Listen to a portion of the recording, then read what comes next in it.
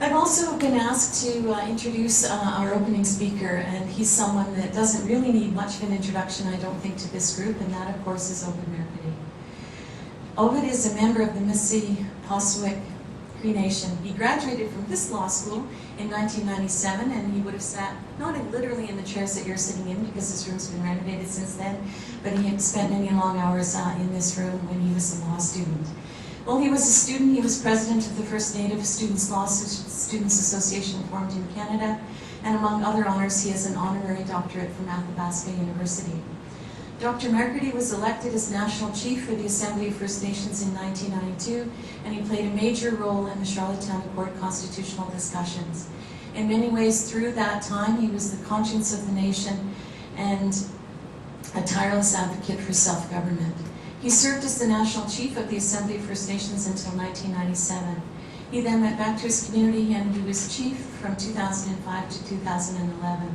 Currently, he's a special advisor to the University of Manitoba President David Bernard on Indigenous achievement. So I hope you'll join me in welcoming my friend, Dr. Ovide Mercredi. I appreciate always how he challenges us to broaden our thinking.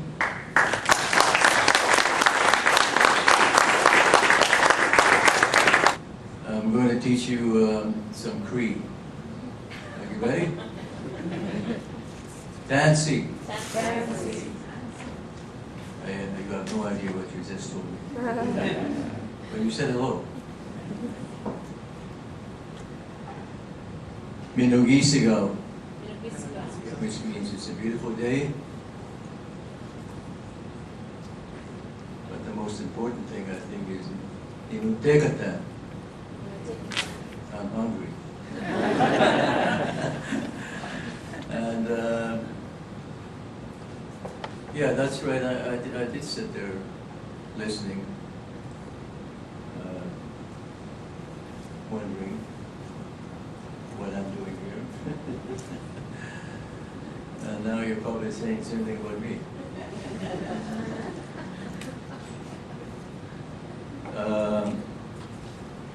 I think in my time when I was a student here,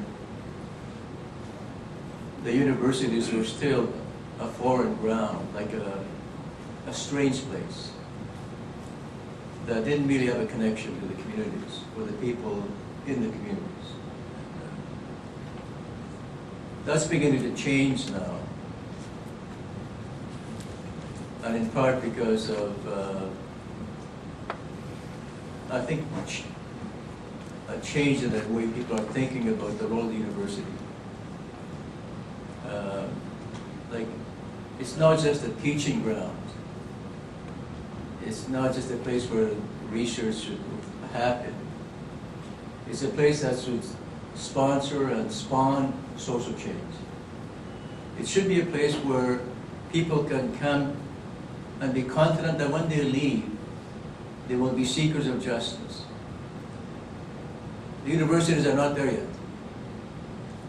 But we have individuals every now and then within the institution itself, as you just heard, who are trying to transform the institution itself, to make it more relevant to society, more relevant to Indigenous people. And that can only happen if at the power level of the university, right, that there's a policy transformation where it's no longer the elite that benefit from post-secondary education, but that even the most ordinary person at the community level that may never come to post-secondary education, never become a lawyer or anything like that, who can benefit from the knowledge of this place. And not just as individuals, but as collectivities, like as communities. Like the knowledge here about science and water, for example, could be shared with our communities. It could be modified slightly maybe, or enriched, I will say, by our own traditional knowledge about water in our communities. So I come from a small community called municipality, which simply means Grand Rapids in English. Because historically, the way we identified ourselves was where we came from. So when you see someone on the street, you say, "Eh, Nakina, who are you?" The next thing is, "Deus Chigina, where are you from?" Right? And then you'll say automatically, "Inanunina, I am a human being. H2O from Grand Rapids." See? You identify your place, where you come from. And by doing that, you identify your people at the same time. And that places you in a place where you can have a dialogue, right? A conversation with another person that might come from a different place altogether. But it's a greeting that was essential, a greeting that was traditional, and a greeting that is still used in our communities. As a boy, which was a few years ago, I swam on the Saskatchewan River on Lake Winnipeg. I wouldn't dare swim on the Saskatchewan River and Lake Winnipeg anymore, but some still do. I drank the water, right from the shore of the Saskatchewan River and right from the shore of Lake Winnipeg. I can't do that now. And all that within a period of 6 to 9 years. How the water has been altered. And what changed it? What changed the water? The water didn't change itself. This is what changed it. So what happened to the water? And what is it screaming to tell us? Where science becomes important, and where traditional knowledge becomes important, because the research you do will tell you what the water is trying to tell us. What foreign particles are in it that are dangerous to our survival as a species. What has been introduced by development, whether it's forestry, mining, or farming, or waste from cities and towns and villages. And all that is altering the nature of the water. And are we content to let that happen? See, this is why I say that the universities have this information, they have this knowledge.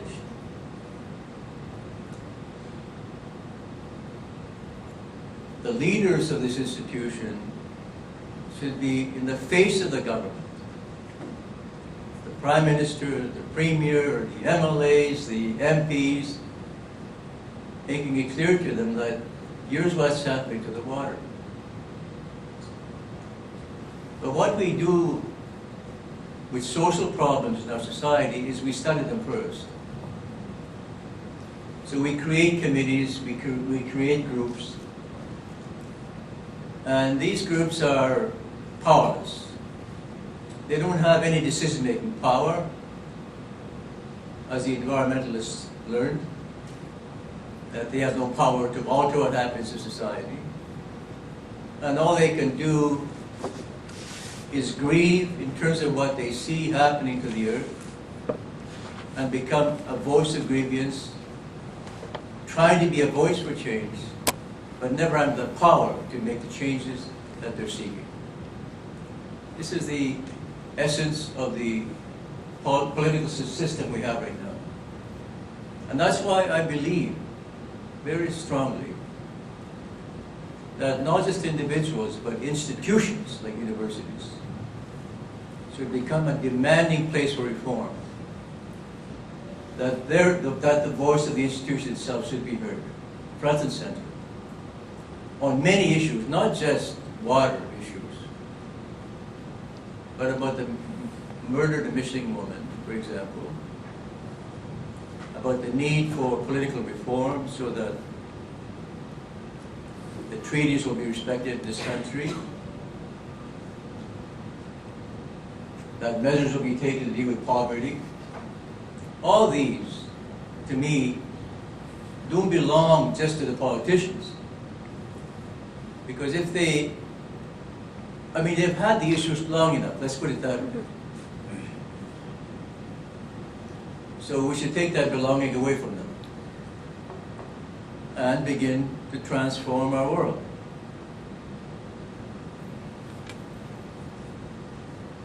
I'm not calling for rebellion, just change.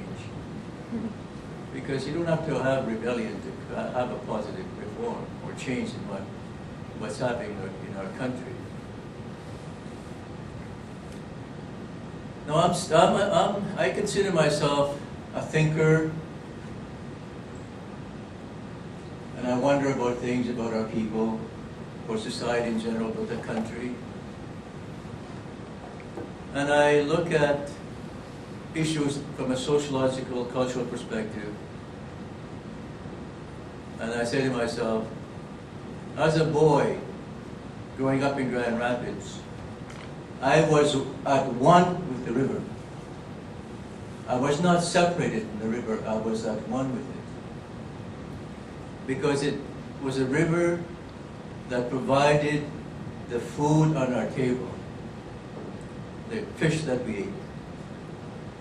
It was a river that produced a lot of recreational time for me, swimming from shore to shore. And it was a river that provided some opportunity for me for solitude. It was more than just water. It was, to drink, to sustain us. It was a spiritual thing. The relationship was a spiritual thing. And we're missing that now. And part of what has happened to us as a people, which is why I keep saying we have to have the power to transform society, is that we have never been able to be decision makers when it comes to what happens with our rivers and our lakes, and we've never been in a position to stop a hydro dam from coming into our territory. So in my community, for example, in Grand Rapids, there's one of the biggest dams in the country. And it was built from late 50s, completed in the early 60s. And it flooded miles and miles and miles and miles of our traditional territory on the western part of our lands. Territory that we occupied as a Cree people, where we hunted, where we trapped, and where we picked up berries, and where we communed with our earth, where we, this is the way I put it. We had recreation before it was invented. So that part of our life was just being in silence with the land, enjoying it, allowing it to feed our souls. This was part of our being. But then you see the destruction of hydro dams. And you begin to wonder, well, whose priorities are these? And in my community, no one came to consult the people about the hydro dam. And this is before we had the ability to hire lawyers. So we had no lawyers to defend the people in Grand Rapids. We have no agreement. There was no agreement that dates back to that time, pre-dam, a pre-dam agreement or a post-dam agreement. At that time, in the 60s, there's no agreement. We had to fight for this compensation later on. And we had to carry on that fight when I became the chief, when I went back to my community a few years back. That's 40 years after the fact. And we still have communities seeking justice from hydro development. And they need our help. Like the Michigan, for example, is one of the most devastated communities And when I was a national chief, one of my elders came from there, Sandy Beardy, now deceased.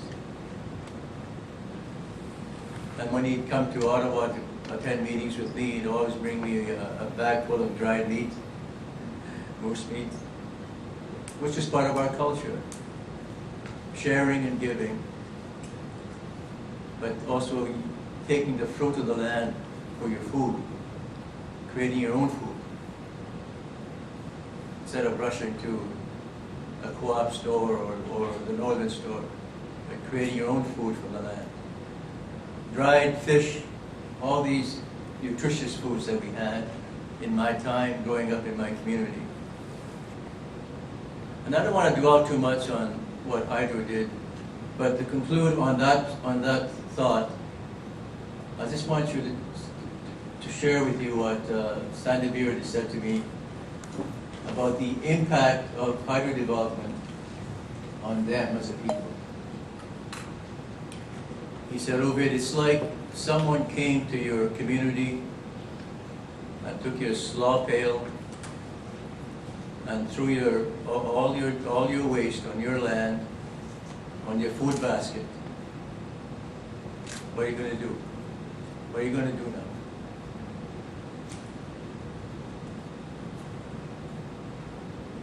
It's a sad part of our history, you see? But the reality is this: as people are learning that climate change is not going to be selective in who's impacted by it. Climate change is not going to be governed by some industry group or some government. It's just going to govern itself. And all the voices, all the scientists, all the environmental groups, all our traditional people who keep giving warnings about the changes that are coming,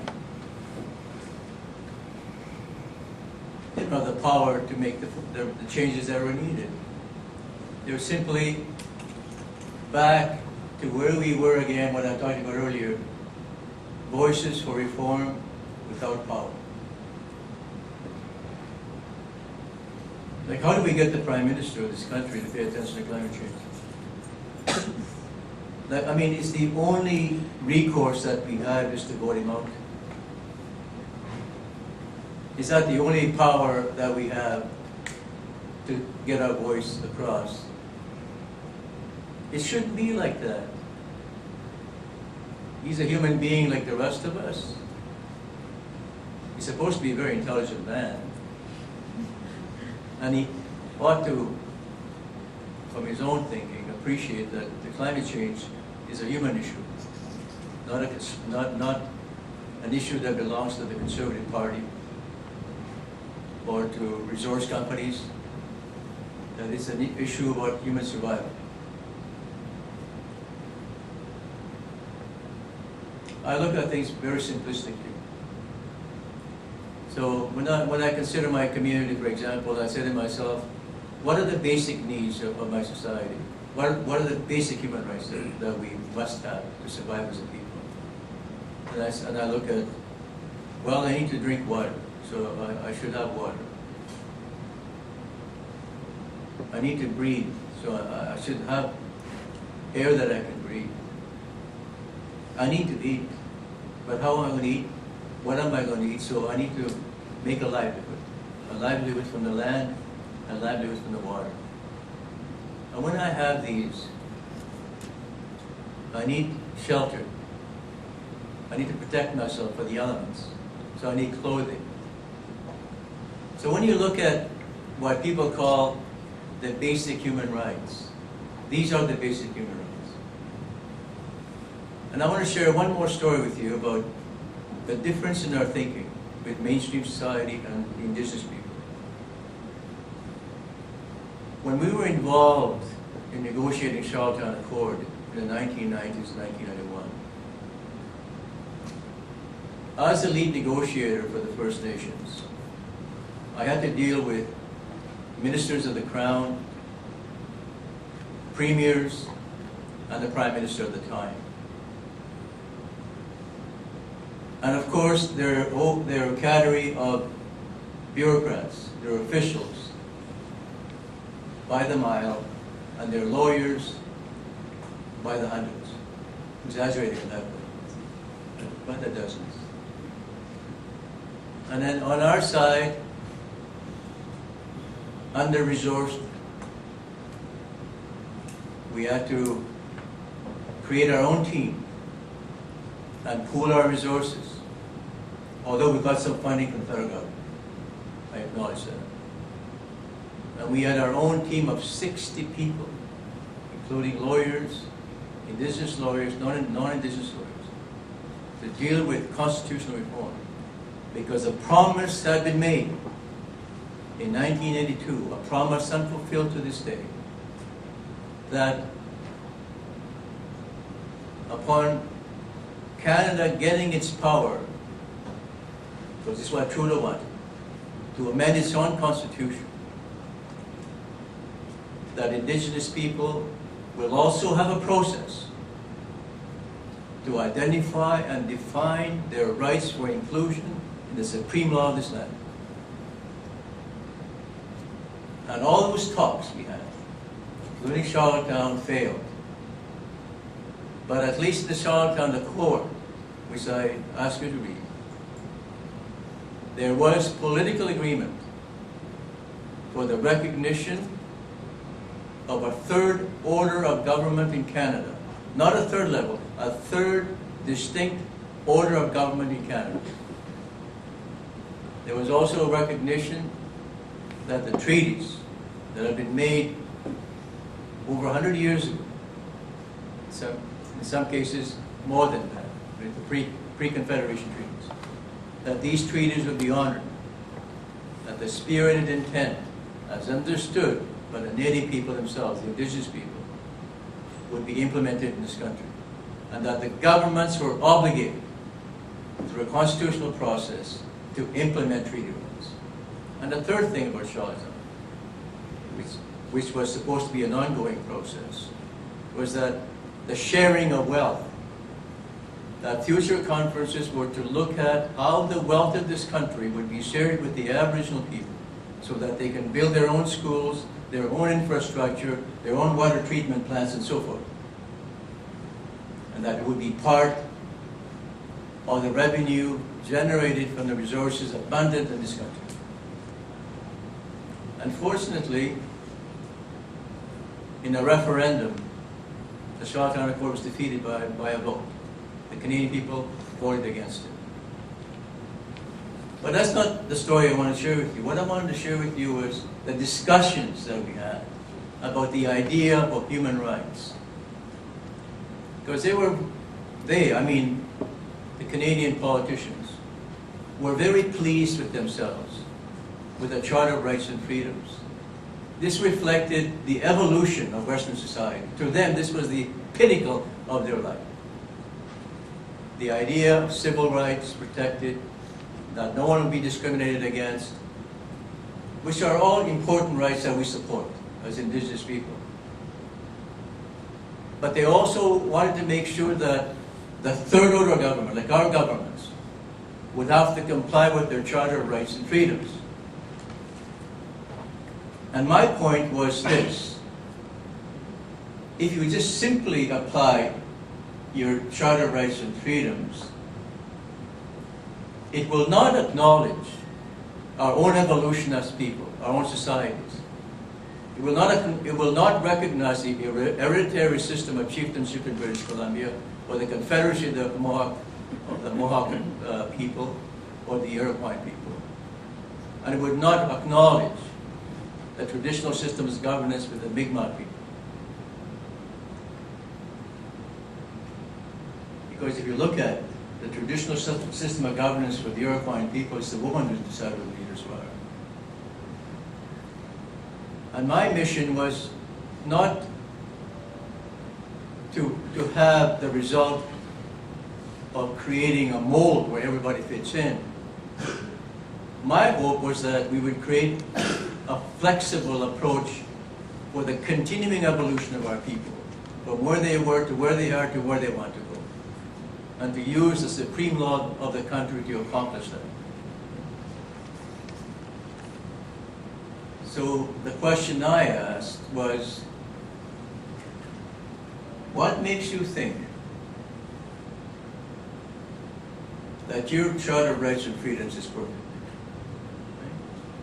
So we argued strenuously for indigenous people to create their own Charter of Rights and Freedoms that would apply to their own government systems.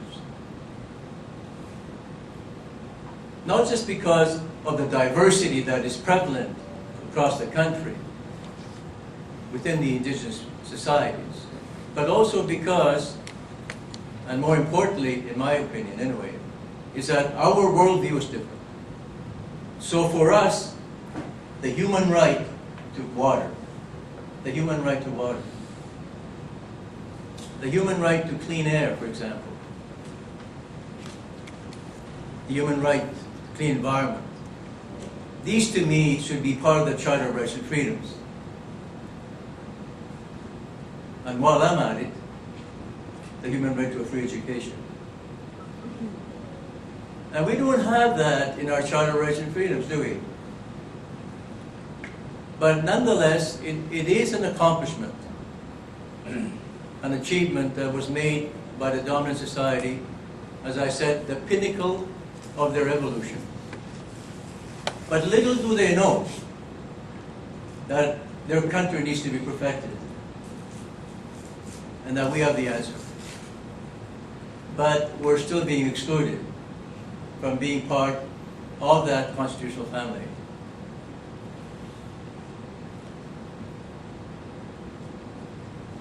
And what has this to do with water? It has everything to do with water. Because it is about governance, it is about power. It is about giving people at the local level the power to define their destiny and to maintain it for themselves, without having to comply with the wishes of some mandarin in Ottawa or some prime minister somewhere in the country. That would be the democracy that we should have. Not the democracy where we only get to vote every 4 years. This is what our people want. We want the freedom to decide for ourselves our destiny on our traditional lands. And we need help to do that. And the help that we need can come from here, from institutions like universities. And the reason that we need help is not because we're pitiful, but because our societies have been undermined. We have been so undermined for over a century that our capacity is not there. And we need the help of the people that have it to transform our society and to perfect the country. Now, what's wrong with that formula? It's a little better than blockade, I would think. And a lot better than federal legislation telling me I should go into free enterprise in terms of our reserve lands, because it doesn't reflect our thinking as a people, but our communal right to ownership. I will end shortly. I know I can get going with this. I'm like my mother, who's now 93 years old. I'm very unlike my father, who was very silent, like a man of solitude, a very peaceful man, a loving individual, a great human being. My mother was a politician. And my friend John Morrislow tells me about the time she picked up my mother at her house in Grand Rapids. She said, Ovide, when I picked up your mother, she was talking. And we drove all the way to Winnipeg, which is a four-hour ride. Talked all the way, he said. And when I dropped her off, she was still talking. So I shared that story with you. I got 2 minutes. I am still very convinced that, to me, reconciliation is not just about healing people. It's not just about new schools or livelihood. It's also about power, sharing power. And the only way that I can see that our people can rise up from the ashes is the constitutional recognition of their being, their essence as a people. And the way I describe that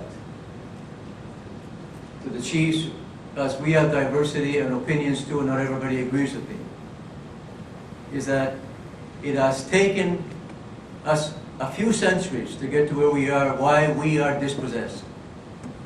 And we need the power of the Constitution to rest. It's like a bench where we sit for a while. Not that we're going to sit there, but we're going to use that power to pass through the society, is what I said, to pass through the society, to re-emerge a better people, a stronger people, a brilliant people. Like to enter that road again that was disrupted, our own evolution as a people.